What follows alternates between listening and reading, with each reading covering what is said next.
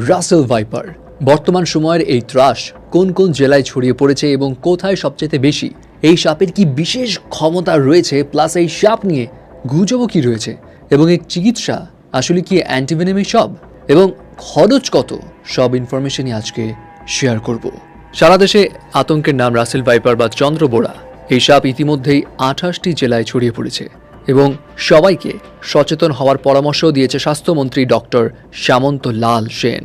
আমাদের দেশে 104 প্রজাতি সাপের মধ্যে 30 প্রজাতি বিষধর এবং বিষধর সাপ হিসেব করলে রাসেল ভাইপার বিশ্বে 5ম স্থানে থাকলেও হিংস্রতা এবং আক্রমণের দিক থেকে রয়েছে প্রথম অবস্থানে।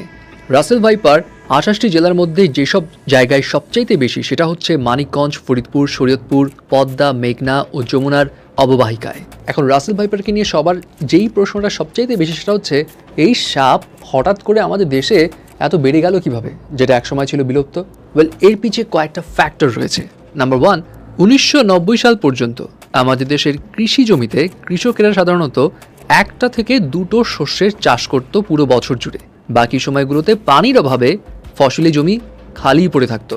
কিন্তু 1990 সালের পর দিকে যখন থেকে ইরিগেশন মানে সেচ পদ্ধতি চালু হলো, তারপর থেকে বছরে 3 থেকে 4টা শস্য ফলায় কৃষকেরা। এর ফলে কিন্তু ফসলি জমি খালি পড়ে আছে এমনটা কখনই হয় না। এবং এখানে একটি বিষয় আপনাকে মানতে হবে, রাসেল ভাইপারের যে প্রধান খাদ্য ব্যাঙ, ইঁদুর, এগুলো কিন্তু ফসলি জমিতে বেশি হয়।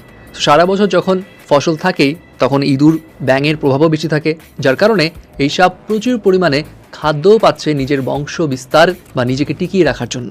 এছাড়া আপনাকে আরেকটা বিষয় এই ব্যাপারে জানতে হবে, সেটা হচ্ছে অন্যান্য সাপ যেমন একটু গভীর জঙ্গলে বা আড়ালে থাকতে পছন্দ করে, সেই জায়গায় রাসেল ভাইপার কিন্তু ইউজুয়ালি মাঠ টাইপ জায়গা মানে খোলা জায়গা এবং ঝোপঝাড় এমন জায়গায় থাকতে বেশি স্বাচ্ছন্দ্য বোধ করে।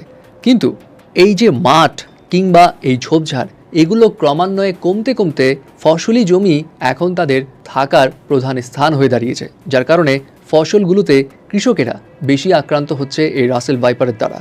এবং এটা নিয়ে আরেকটা সারপ্রাইজিং ফ্যাক্ট যেটা রয়েছে সেটা হলো, অনেকেই যারা এই সাপ নিয়ে কাজ করে আসছে তাদের অনেকের মতামত হচ্ছে রাসেল ভাইপার ডিম পারে না ঠিক আছে, ডিরেক্ট বাচ্চা দিয়ে দেয়, কিন্তু তার পেটের ভিতরেই সে কিন্তু ডিমে তা দিয়ে থাকে এবং ওই সময়ে রাসেল ভাইপার ডিসাইড করতে পারে তার সন্তান ছেলে হবে নাকি মেয়ে হবে। মানে এই ক্ষমতাও নাকি রাসেল ভাইপারের রয়েছে, এমনটা অনেকে মতামত দিয়ে থাকে।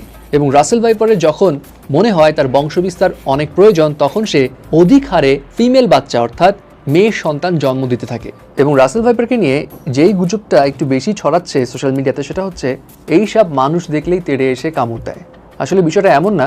হ্যাঁ, এটা সত্যি যে আক্রমণের দিক দিয়ে এবং হিংস্রতার দিক দিয়ে সে নাম্বার 1-এ রয়েছে, কিন্তু মানুষ তার কাছাকাছি আসছে এইটা টের পেলে সে একটা হিসিস সাউন্ড করে এবং এই সাউন্ড দিয়ে সে ওয়ার্নিং দেয় তার কাছাকাছি না যেতে। এখন হচ্ছে আসল প্রশ্ন, রাসেল ভাইপারের অ্যান্টিভেনম। এই সব কামড় দিলে যত দ্রুত পারা যায় অ্যান্টিভেনম দিয়ে দিতে হবে, কিন্তু অ্যান্টিভেনমই কি এর চিকিৎসার সহজ সমাধান? বিষয়টা এমন না। এর অ্যান্টিভেনমের দামও আছে বেশ খানিকটা। রাসেল ভাইপার কামড়ালে সাধারণত 4 থেকে 5 ডোজে অ্যান্টিভেনম দিতে হয় এবং যেটার টোটাল কস্ট দাঁড়ায় প্রায় 40 থেকে 50 হাজার টাকারও বেশি। এবং শুধু অ্যান্টিভেনম দিলেই হয় না, ডায়ালাইসিসও করতে হয় এই সাপ কামড় দিলে। যাই হোক, সব কথা শেষ কথা, যেহেতু এটা আমাদের দেশে এখন ছড়িয়ে পড়েছে, সো আমাদেরকে একটু সতর্ক থাকতে হবে। ফসলি জমিতে গামবুট পরে সবাইকে চলাচলের নির্দেশ দেওয়া হয়েছে এবং সাধারণ মানুষদেরকেও ঝোপঝাড় বা অপরিষ্কার জায়গা কিছুটা এড়িয়ে চলতে হবে। এনিওয়ে ভিউয়ার্স, আপনাদের এলাকায় বা আপনাদের জায়গাতে এখন পর্যন্ত রাসেল ভাইপারের দেখা মিলেছে কিনা জানিয়ে দিন এখানে।